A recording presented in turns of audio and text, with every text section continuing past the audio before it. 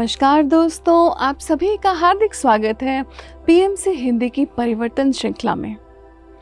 दोस्तों, परिवर्तन के इस लंबे सफ़र में हम लीज़ा हॉल्ट जी द्वारा लिखी गई किताब गोल्डन लेक का सफ़र आगे बढ़ाते हैं। दोस्तों, पिछले एपिसोड्स में हमने जाना कैसे सीरियन मास्टर्स, प्लेडियन मास्टर्स और कई मास्टर्स हमारी मदद करते आए हैं, मानवता की मदद करते आए हैं। और क्यों मदद कर रहे हैं दोस्तों? क्योंकि वो खुद इस दौर से गुजर चुके हैं। जिस दौर पर आज हम हैं, उस दौर से वो कई साल पहले गुजर चुके हैं और एक फीलिंग ऑफ ब्रदरहुड में वो हम सब की मदद करना चाहते हैं। आज जो हम चैप्टर लेने जा रहे हैं उसका नाम है सीक्रेट्स ऑफ एंशिएंट सीरियस। दोस्तों, जिस तरह से पृथ्वी एक ग्रह है, मिल्की वे एक गैलेक्सी है, उसी तरह से सीरियस भी एक स्टार है। और सीरियन मास्टर्स हमें क्या मैसेज देना चाहते हैं? कौन से सीरियन मास्टर्स आए हैं हमारे पास इस समय? सीरियन मास्टर हेमॉम हमें अपना मैसेज देना चाहते हैं। सभी मास्टर्स कितने काइंड हैं दोस्तों। वो हम सभी के साथ अपनी स्टोरीज साझा कर रहे हैं, ऐसी कहानियाँ जो शायद हम किसी को भी नहीं बताना चाहेंगे। हमें शर्म आएगी अपने पास्ट के बारे में, ऐसी बातों के बारे में बात करते हुए जो हम शायद खुद से भी ना कह पाएँ। लेकिन मास्टर्स उस कदम से आगे बढ़ चुके हैं और वो हर चीज़ को एक लेसन की तरह लेते हैं। वो लेसन जिससे ना सिर्फ वो आगे बढ़े बल्कि बाकियों की भी, पृथ्वीवासियों की भी मदद कर रहे हैं आगे बढ़ने के लिए। तो आज हमें ये मैसेज दे रहे हैं सीरियन मास्टर हेमॉम। हेमॉम क्या कहते हैं? हेमॉम कहते हैं कि आप सभी पृथ्वीवासी इस समय एक बहुत बहुत बहुत इम्पॉर्टेंट टाइम पॉइंट पर बैठे हैं। ये आपके ऊपर है कि आप यहाँ से आगे बढ़ जाएं, निकल जाएं, या आप पीछे की तरफ गिर जाएं। ये हमारे ऊपर है दोस्तों। हम क्या choices, the choices that we make, हम क्या चुनते हैं, हमारा चुनाव क्या रहता है, उसी के बिना पर देखा जाएगा कि आप आगे बढ़ने लायक हैं या आप पीछे को गिरने वाले हैं। हेमॉम कहते हैं कि हम सीरियस प्लैनेट पर, जो हम सब सीरियस वासी हैं, हम लोगों ने कुछ गलतियां की और वो गलतियां हम आपके साथ साझा करना चाहते हैं ताकि आप उन गलतियों में ना फंसे। हेमॉम बताते हैं कि ये जो हमने गलतियां की हैं, जो हमारी सीरियस का पास्ट है, उसके बारे में ज़्यादा बात नहीं की जाती। क्यों? क्योंकि हमें अच्छा नहीं लगता। वो होता है ना, कुछ ऐसी बातें होती हैं आप अपने बारे में भी स्वीकार नहीं कर पाते। ऐसा नहीं कि इन्होंने स्वीकार नहीं किया, लेकिन अगर हम अपने बारे में सोचें तो हम शायद अपनी नेगेटिव साइड को स्वीकार नहीं कर पाते। वो तो कर चुके हैं, सीरियन मास्टर्स तो कर चुके हैं, इसीलिए ही वो असेंड किए, इसलिए ही वो आगे बढ़ पाए। तो इस चैप्टर में दोस्तों सीरियन मास्टर हेमॉम हमारे साथ साझा कर रहे हैं कुछ ऐसी गलतियाँ जो उन लोगों से हुई और जो चाहते हैं आप जिनके में ना फंसें। सीरियन मास्टर हेमॉम कहते हैं कि जब ये लोग, ये आए कहाँ से थे? ये किसी दूसरे प्लैनेट से आए थे, ओरायंस थे ये। ओरायंस आए तो ओरायन असेंड कर गया, लेकिन हर कोई तो असेंड कर नहीं पाता दोस्तों। तो जो नहीं असेंड कर पाए, जो लोग अभी भी पोलैरिटी में जी रहे थे, पोलैरिटी से क्या मतलब है? तू अच्छा मैं बुरा, ये सही ये गलत, ये दिन ये रात, दिन बहुत अच्छा होता है, रात बहुत बुरी होती है, ये थिंकिंग को हम बोलते हैं पोलैरिटी की थिंकिंग। तो जो लोग अभी भी पोलैरिटी की थिंकिंग में थे, जब ओरायन असेंड कर गया, तो जो लोग अभी भी पोलैरिटी की सोच में थे, उस विचारधारा में थे, वो आ गए सीरियस पे और सीरियस पर आ गए। लेकिन अभी तक अपनी जो द्वंद्व था उसको अभी तक पार नहीं किया था। बहुत कुछ जानते थे, बहुत कुछ सीखा था, लेकिन कंट्रोल करना चाहते थे, पावर चाहते थे। पावर चाहते थे, सब पर कंट्रोल करना चाहते थे। तो दोस्तों, जब आप ऐसी इच्छा रखते हैं तो अभी आप एकत्व की ओर नहीं बढ़ पाए हैं। अभी आपको बताना है, आपको जताना है कि आप कितने अच्छे हैं, आप कईयों से बेहतर हैं। तो आप अभी तक एकत्व की धारा में नहीं आए। तो ये जो सीरियन पर आए, जो सीरियन वासी आकर बन गए, अब आपको पावर चाहिए, कुछ आपके पास स्पिरिचुअल नॉलेज है। तो एक होता है वाइट मैजिक, एक होता है ब्लैक मैजिक। तो इन लोगों ने कुछ ऐसी सीक्रेट सोसाइटीज़ बना ली जहाँ पर काला जादू की ट्रेनिंग दी जाने लग गई। डार्क आर्ट्स बोलते हैं, ब्लैक आर्ट्स बोलते हैं, ब्लैक मैजिक बोलते हैं, काला जादू बोलते हैं, जिस भी नाम से बोले, मंशा सही नहीं होती। मंशा क्या है कि हम दूसरों पर कंट्रोल करें, दूसरों को दबाकर रखें।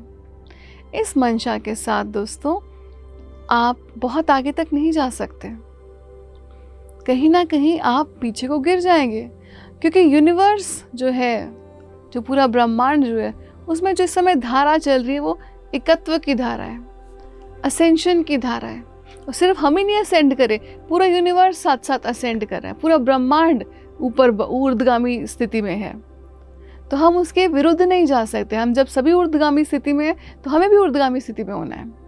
लेकिन ये जो सीरियंस थे, ये डार्क मैजिक लोगों को सिखाने लगे। देखिए, यूँ तो सीरियन मास्टर्स और प्लेडियन मास्टर्स पृथ्वी पर आए, उन्होंने पृथ्वीवासियों को बहुत कुछ सिखाया, लेकिन सभी जो ईटीज़ आते हैं उनकी एक ही मंशा नहीं होती, उनकी सही मंशा नहीं थी। तो उन्होंने कई जगह पर ब्लैक मैजिक सिखाना शुरू कर दिया, डार्क आर्ट्स सिखानी शुरू कर दी।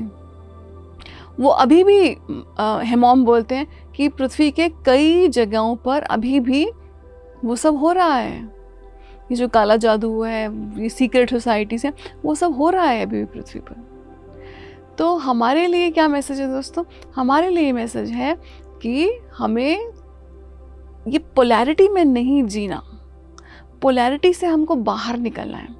अच्छा बुरा, मेरा तेरा, मेरी पावर, मैं ऊंचा हो जाऊं आप नीचे हो जाओ, ये पोलैरिटी की थिंकिंग से हमको बाहर निकलना है। हम सभी को समन्वय में, एकत्व में रहना है। हेमॉम हमको ये मैसेज दे रहे हैं।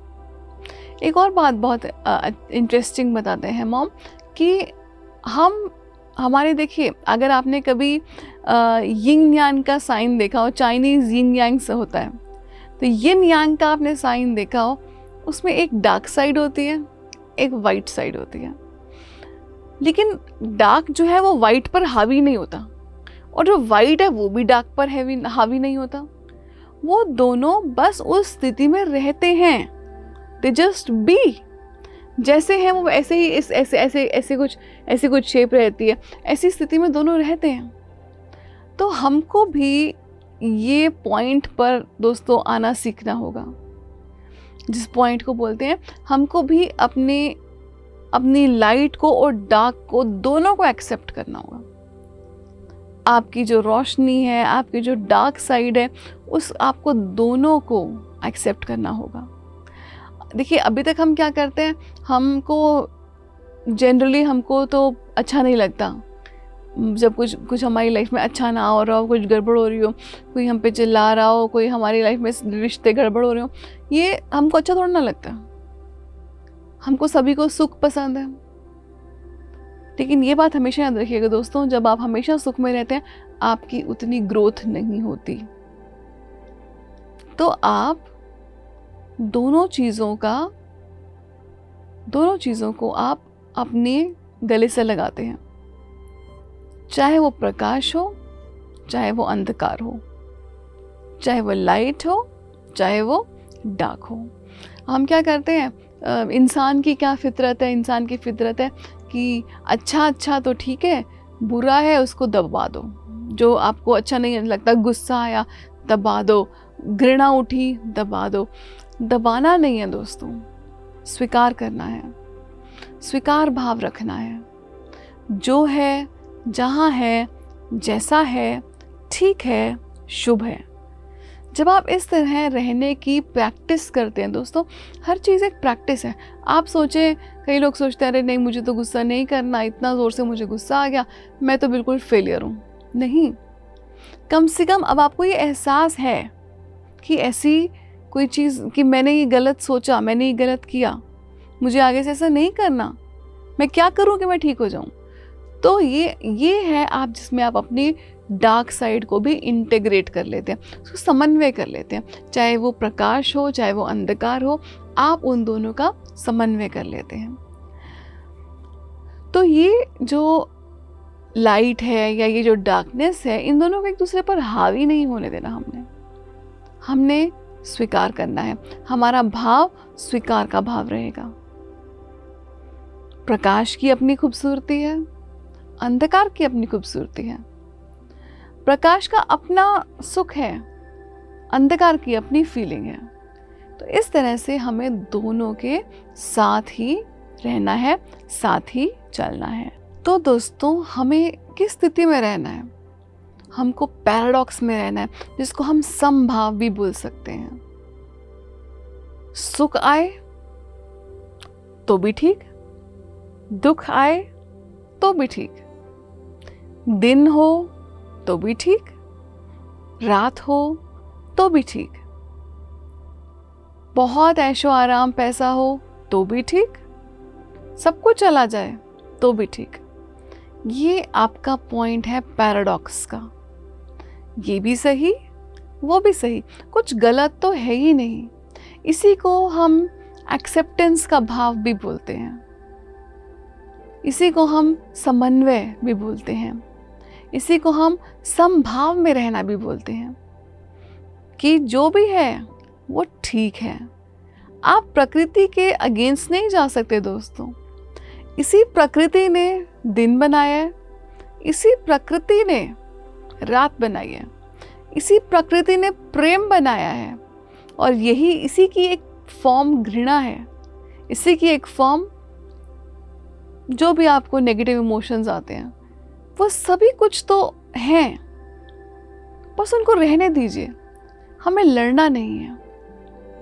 हम अंधकार से लड़ के कभी नहीं जीत सकते दोस्तों। सीरियस ने ये बात सीखी। एक समय ऐसा आया था कि उनको ऐसा लगा था कि हम तो अंधेरे से हार जाएंगे, ये बहुत शक्तिशाली हो रहे हैं। तो उनके पास दो ही ऑप्शंस थी। उनके पास एक ऑप्शन थी कि वो कंप्लेन करें कि अरे ये हो क्या रहा है, हमारा तो जीवन ही खराब हो गया इन सब से लड़ते लड़ते। दूसरा था कि शांत भाव से रहें और इंतज़ार करें, शांत भाव से रहें और इंतज़ार करें समय के बदलने का, समय की धारा के बदलने का। और ऐसा ही हुआ दोस्तों। तो जब हम ऐसी भावना रखते हैं, जब हम इस स्थिति में रहते हैं, तो क्या हमको हिला सकता है ना? वो कबीरदास जी का मुझे एक दोहा याद आ गया इसी कॉन्टेक्स्ट में। चाकी चाकी सब कहें, कीली कहे ना कोई, जो कीली संग लाग रहा, वहाँ को बाल न बिका हुए। माने आप सेंटर में आ गए।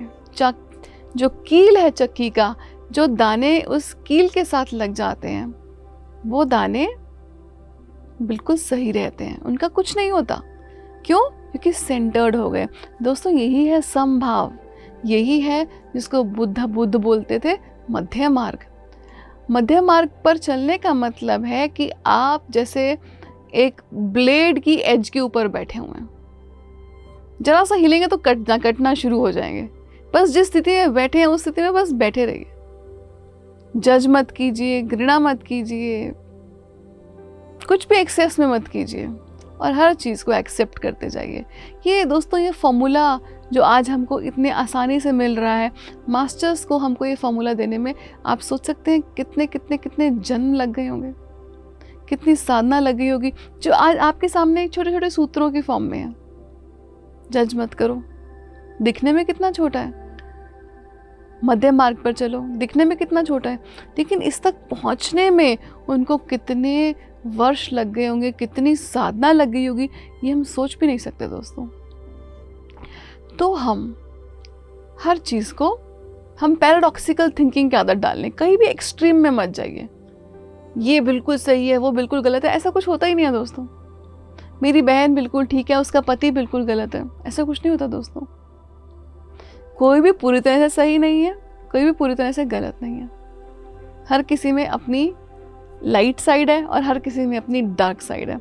जब हम इस दृष्टि से देखते हैं तो इसको हम ये भी समझ सकते हैं, न्यूट्रलाइज से देखना।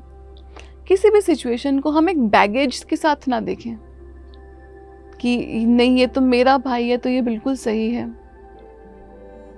ये इसकी वाइफ हमारे घर की नहीं है, वो बिल्कुल गलत है। नहीं दोस्तों, ये आप बैगेज के साथ चीज़ों को देख रहे हैं। उस बैगेज को हटाकर हर सिचुएशन को आप बिना किसी स्टोरी के देखें। हर चीज़ को ना हम एक स्टोरी के थ्रू देखते हैं, एक लेंस, एक नज़रिए के थ्रू देखते हैं। तो हमारी जो नज़र है वो करप्ट हो गई है, वो बिलीफ सिस्टम के थ्रू आती है। तो आपको कभी सत्य नहीं दिखाई देगा। सत्य तो एक ही है, सत्य के अलग अलग फॉर्म्स नहीं है, सत्य एक ही है। वही सत्य जो हमको गौतम बुद्ध ने दिया, वही सत्य जो हमको नानक ने दिया, वही सत्य जो हमको महावीर ने दिया, वही सत्य जो हमको क्राइस्ट ने दिया। तो हमको सीखना है न्यूट्रल आइज से हर सिचुएशन को देखना। कोई झगड़ा कर रहा है तो आप बहुत आसान होता है अपने दोस्त की साइड लेना कि दोस्त बहुत अच्छा है, दोस्त का नुकसान ना हो जाए, बहुत आसान है।